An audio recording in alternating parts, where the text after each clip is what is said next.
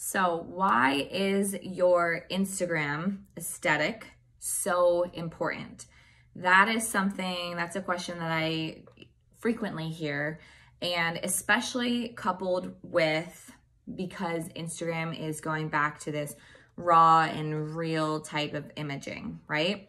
So when Instagram first started, that's kind of how it was. And then it basically turned into this like very editorial like photos. And then now the pendulum is kind of switching back and balancing out to not only be like that, but to have a lot more of these like raw and real images, right?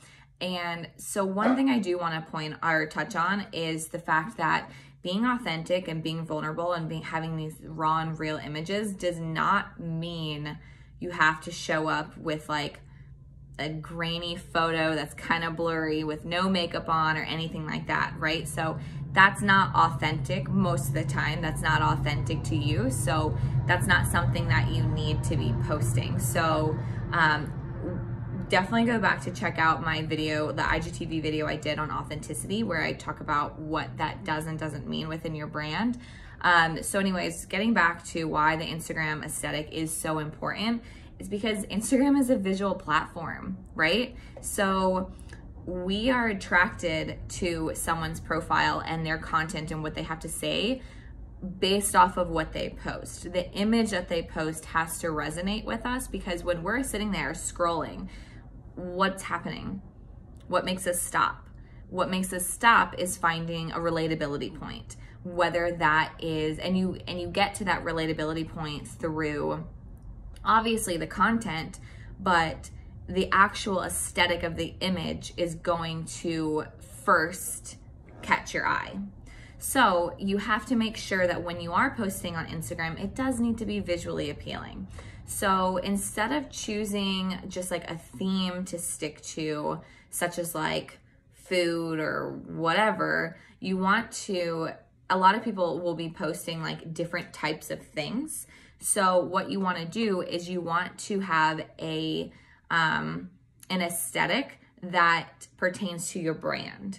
So for me, if you go on my profile, you'll notice that my photos are usually a little bit more dramatic. So I have contrasted images. It's like real tone colors. I don't manipulate them, but I also want a little bit more depth. I have more shadows. I have more contrast, a little bit more black and whatever. And I can get into that in a different video, but you know, the gist is, because thinking about it from like a color psychology standpoint, I want to be seen as authoritative in my space.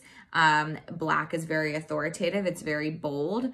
And then I have a lot of greens. And so like the natural colors, like greens and blues. So sky blue, ocean blue, greens as in like palm leaves, whatever. And then of course, just like neutral colors, because that's usually obviously what I'm wearing too. I wear a lot of black, I wear a lot of white, very neutrals. And then any other colors are generally speaking like the blues and greens. So greens evokes growth and have this more natural element to it. It's also where I live. I live in California. And so you have to also think about the aesthetic that you bring to your brand. What is your environment? What environment do you live in? Because your aesthetic is based off of your environment as well. Because not only do you need to be able to take content photos and not have to edit them, you know, take 3 hours to edit a photo to get it just right. Like, you want to be wherever you spend your time in and wherever your environment is, like that's you. Your personal brand is you. So your aesthetic is going to match that. So keep in mind that that's why you see a lot of people that, you know, you can tell when people live in like a Seattle type scape where it's like grays and neutrals and dark navy, like that type of vibe. Like you'll be able to see that. Same with Florida. It's a little bit more, you know, brighter colors as well with like the tropical stuff. So you'll be able to kind of see that especially when it comes to like bloggers and whatnot. So that's just an example to be on the lookout for. But your photos should fit the vibe that you're going for. There's so much that goes into creating this vibe and the aesthetic. And that's something we can talk about. And what I talk to and really, really hone in and work on with my clients is, you know, making sure that every photo doesn't take you 3 hours to edit, and it really only takes you a couple of minutes, right? And so, but it also fits into the vibe of like your brand and your tone of voice and who you are as a person. So how you can do that is figuring out what your theme style is, figuring out the color scheme that you use, and what really represents who you are, and then finding filters that actually work with that.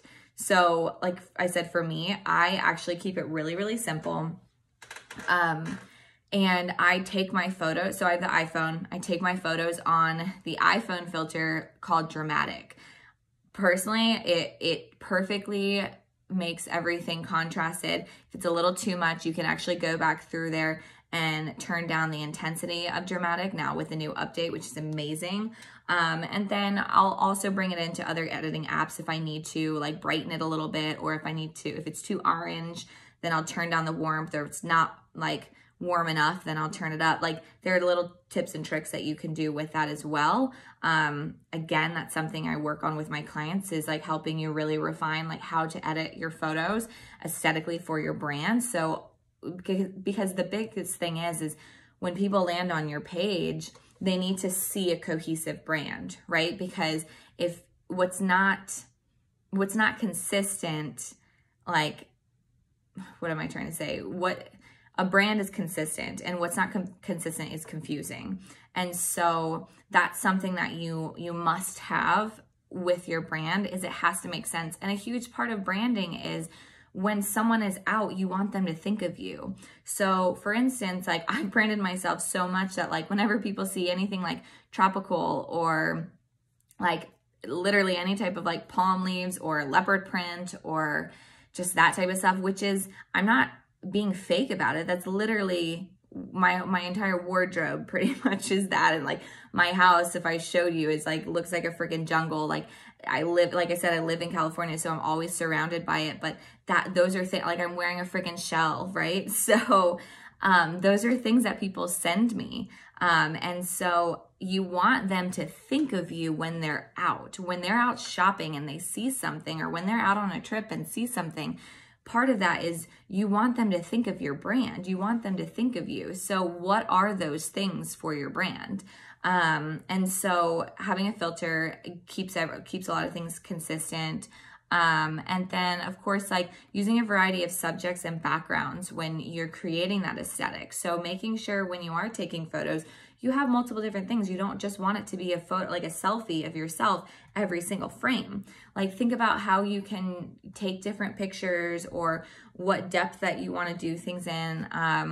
And then again, like curate your Instagram feed ahead of time too. And that's going to really help with keeping yourself consistent and staying on brand as well. Because you don't want to get to the point where you're like, oh shoot, like I got to post a picture because I haven't posted something in a long time, and just like pick a random one that doesn't really have to do with your brand and that isn't really aesthetically pleasing and all of that. So you want to be prepared with that, because you want to be selective with the post, because your Instagram is the new business card. It's the new homepage. It's, you know, your sales page. It's Google. It's everything now. So that's something that you want to make sure that you have curated. So if you are struggling with how to create an aesthetically pleasing feed for your brand, if you feel like you just need a complete rebrand, you're tired of what it's at and you've evolved as a person and you really need this to kind of step up and be something fresh and new, or just you don't know how to curate your brand to make sure it's exuding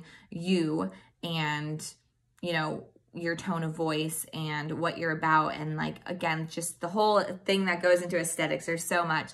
Let me know, because I would love to have a call with you to see if we'd be a great fit.